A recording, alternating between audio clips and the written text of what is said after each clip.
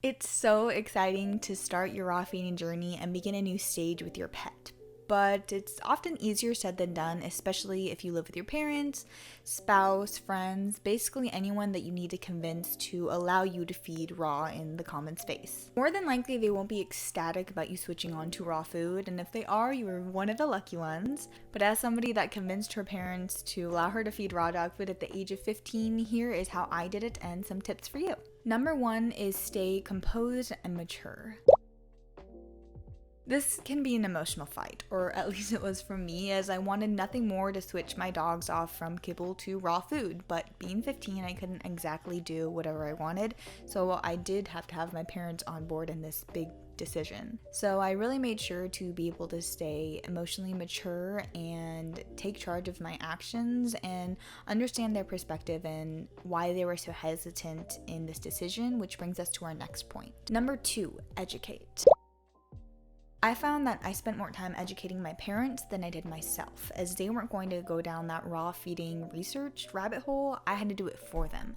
I made sure to listen to their concerns and provide factual, reasonable answers to why it shouldn't concern them.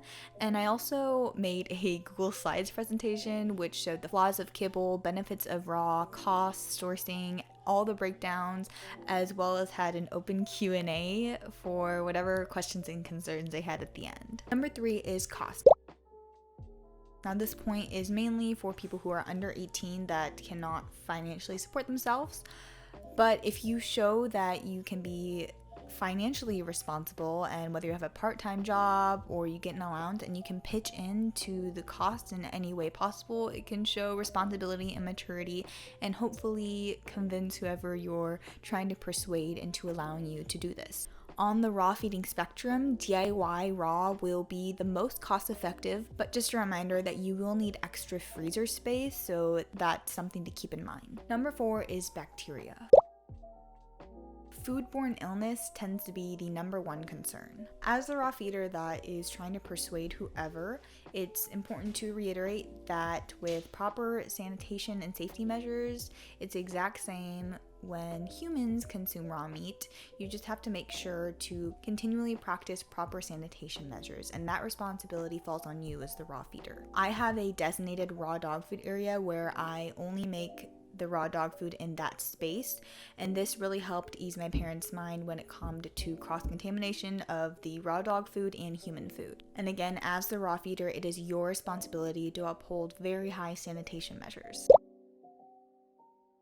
Now, if you've gone through all these points and they still say no and all else fails and you're unable to feed 100% raw dog food, here are some options. Number 1, if they're too concerned with foodborne illnesses and just don't want to take the risk of bacteria, you can try to compromise with a cooked food or an HPP treated raw food. Cooked food is still way better than processed food, and it is cooked so all bacteria will be killed off. And HPP processed raw food goes through a kill step to kill all pathogenic and beneficial bacteria.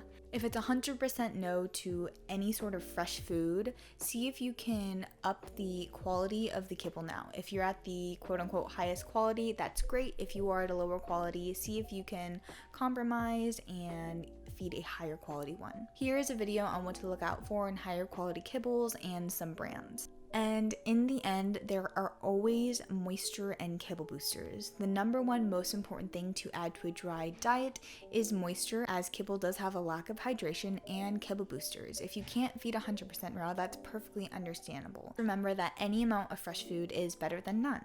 Convincing others to allow you to feed raw dog food can seem like a never-ending battle, but with a bit of grit and determination, I promise you it can be done. Remember to stay calm, cool, and collected, do your research, and be prepared. And if worse comes to worse, you can always add in moisture and kibble boosters, which is always better than nothing. As always, thank you so much for watching, and always keep exploring.